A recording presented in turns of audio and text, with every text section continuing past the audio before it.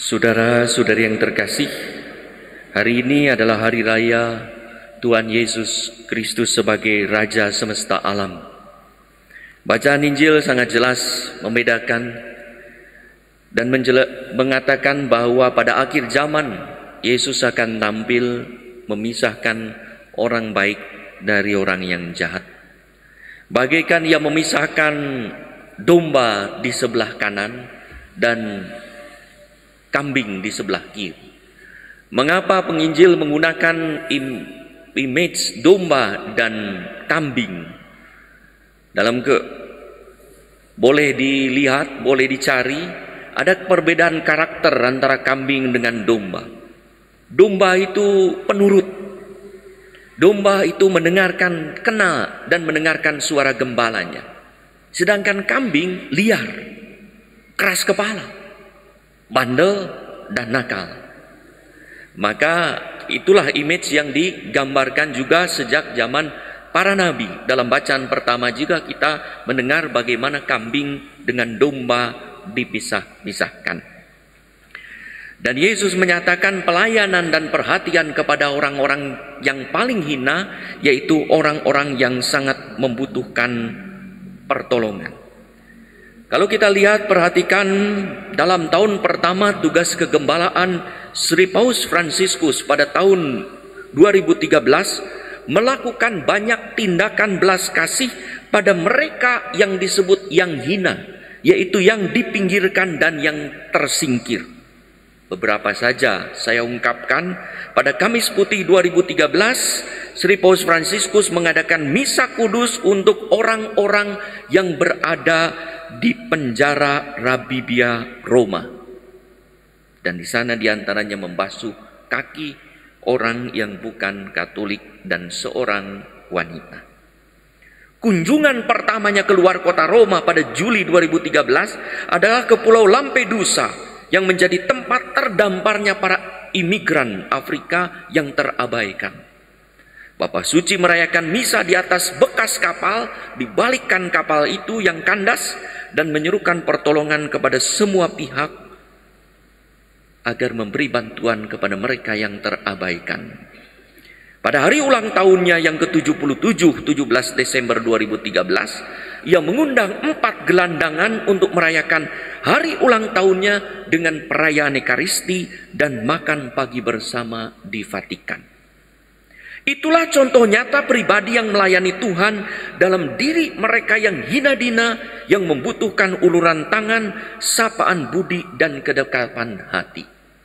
Demikianlah Bunda Teresa, yang Santa Teresa dari Kalkuta, melayani orang-orang yang sangat membutuhkan dan selalu di mana-mana kata kuncinya. Dan itulah yang menyebabkan Santa Teresa mendapat hadiah Nobel. Ia berkata, segala sesuatu yang kita lakukan untuk orang yang paling kecil, kita lakukan untuk Yesus. Apa yang kita tidak lakukan untuk mereka yang membutuhkan pertolongan, kita tidak melakukannya untuk Yesus. Ada cerita seorang imam di Bandung ini. Dia didatangi sore hari oleh seorang bapak. Dia mohon bantuan, minta bantuan uang, mau pulang ke Surabaya. Pastor ini tahu bahwa ada modus penipuan-penipuan seperti ini. Tapi karena memelas terus dan mendesak, mau dibelikan tiket, tidak, saya harus beli sendiri. Akhirnya ya tergeraklah hatinya oleh belas kasih. Siapa tahu ini adalah orang yang dimaksud oleh Yesus yang hina. Siapa tahu itu Yesus tuh. Lalu ia kasih uang sebagaimana yang dimintanya. Pagi harinya pastor ini jalan-jalan. Jalan Merdeka ini lewat. Lalu dia lihat ada seorang pengemis, cacat kakinya, terseok-seok. Ia naik motor dan ia menghentikan motornya. Nah, siapa tahu Yesus lagi. Ia lihat, ia buka helm. Waktu buka helm, saling bertatapanlah pastor dengan pengemis itu, dan pengemis itu seketika juga berdiri dan berlari. Mujizat terjadi, saudara. Itu adalah bapak yang kemarin minta uang untuk pulang. Begitu mengenali pastor itu langsung lari. Sekejap, sayang, Kondisi memprihatinkan dari orang-orang yang hina ini dimanfaatkan oleh orang-orang tertentu untuk kepentingan pribadi, bukan untuk turut prihatin kepada mereka yang hina, dina, dan membutuhkan pertolongan. Dalam bulan Misericordia Vultus, pada untuk bulan surat kelahiman, tahun kerahiman ilahi 2015, Paus Fransiskus mengajak kita untuk merefleksikan karya-karya belas kasih ragawi dan rohani sebagai jalan pada kesadaran dan kepekaan untuk melayani orang miskin.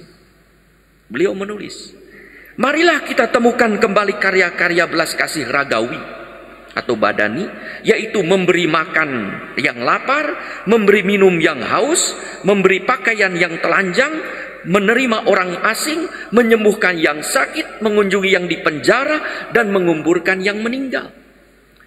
Karya belas kasih jasmani adalah salah satu jalan keselamatan bagi kita untuk menjadi orang yang diberkati Tuhan sebagaimana dikisahkan di dalam Injil hari ini.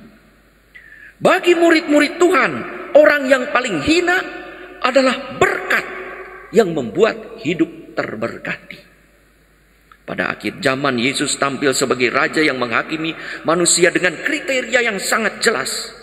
Barang siapa memuliakan Allah dalam diri mereka yang hina dengan melakukan karya belas kasih secara nyata lewat kerelaan memenuhi kebutuhannya, akan mendapat berkat Allah.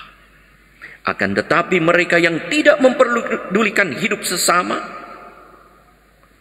yang biasanya tak terhitung dan tak terpinggir, karena mungkin parasnya kurang menguntungkan, kehidupannya kurang sejahtera, keadaannya membebani, dan kesalahannya terlalu besar, akan digolongkan sebagai kambing yang tak pantas menerima berkat Allah.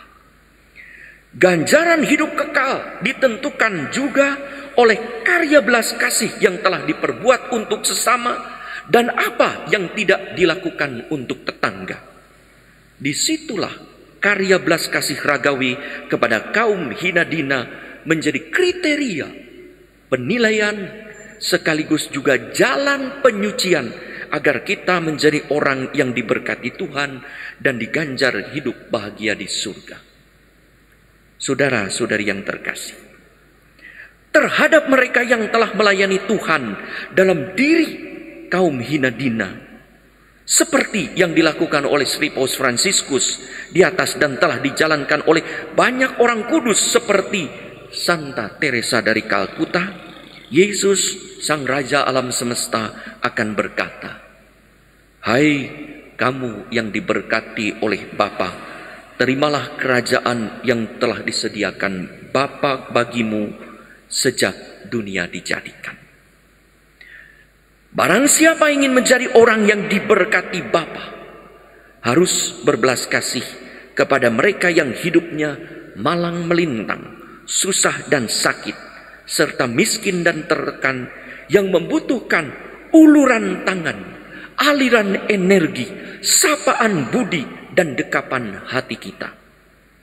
Mereka ada di antara kita, hadir di antara kita, dianugerahkan kepada kita sebagai jalan berkat untuk berjumpa Tuhan melalui karya belas kasih pada mereka, sehingga kita pun akan diberkati Bapa di surga.